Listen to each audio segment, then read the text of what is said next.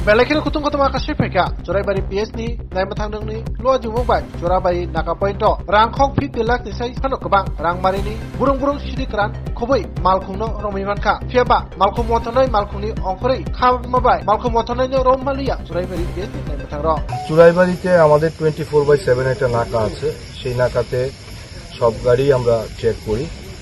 তো আজকে অনুমান 5:30 নাগাদ আমরা একটা ত্রিপুরা থেকে আসামের দিকে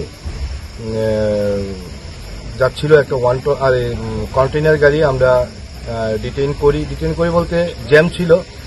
তো সেই জ্যামে গাড়িটা চুরাইবাড়ি গেটের সামনে ছিল, গাড়িটার নাম্বার WB 73D5911। তখন গেটে প্রচন্ড জ্যাম ছিল, সেই জ্যামের সুযোগ নিয়ে গাড়ির যে ড্রাইভার ছিল সে পালিয়ে যায়, কিন্তু আমরা গাড়িটিকে আটক করে সেই গাড়িটির সিক্রেট চেম্বার থেকে আমরা 35টি প্যাকেটে 275 কেজি শুকনো গাঁজা আমরা উদ্ধার করি। কালোবাজারি মূল্য কত? কালোবাজারি মূল্য অনুমানিক 50 লাখ হবে। আমরা তো ড্রাইভারটা পালিয়ে গেছে, তো এটা তদন্ত সাপেক্ষ। আমরা চেষ্টা করছি কোত্থেকে এসেছিল বা কোথায় যাবে।